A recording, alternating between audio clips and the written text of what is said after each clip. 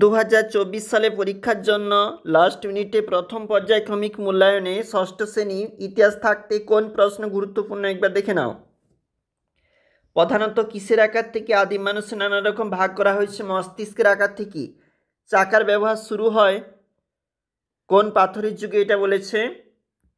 এখনো পর্যন্ত সবচেয়ে পুরনো আদিম মানুষের খোঁজ পাওয়া গেছে পূর্ব আফ্রিকাতে। ভীমবেটকা অবস্থিত মধ্যপ্রদেশে। হরপ্পা সভ্যতার বাড়িঘরগুলি পোড়া ইট দিয়ে তৈরি। হরপ্পা সভ্যতা কে আবিষ্কার করেন? রাখাল দাস বন্দ্যোপাধ্যায়। মহেঞ্জোদারো সভ্যতা কে মেহেরগড় সভ্যতা কে আবিষ্কার করেন? জাঁ ফাসোয়াজারিজ। হরপ্পা অধিবাসীদের প্রধান জীবিকা দেখবে।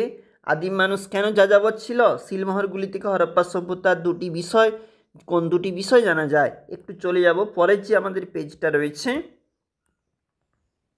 একটি প্রশ্ন 3 নাম্বার রয়েছে। হরপ্পার লিপি অবশ্যই গুরুত্বপূর্ণ। মেহেরগড় সভ্যতার বাড়িগুলি কেমন ছিল? অবশ্যই গুরুত্বপূর্ণ। দেখো নিচে যে প্রশ্ন, আদিম মানুষ কেন জোট বেঁধেছিল? হরপ্পার ধ্বংসের কারণ এবং আগুন জ্বালা শেখার ফলে আদিম মানুষের কী সুবিধা হয়েছিল? প্রতিটি প্রশ্নই লাস্ট মিনিটে গুরুত্বপূর্ণ। একটি সংস্থার বানানো প্রশ্ন, অবশ্যই দেখে রাখবে প্রতিটি প্রশ্ন।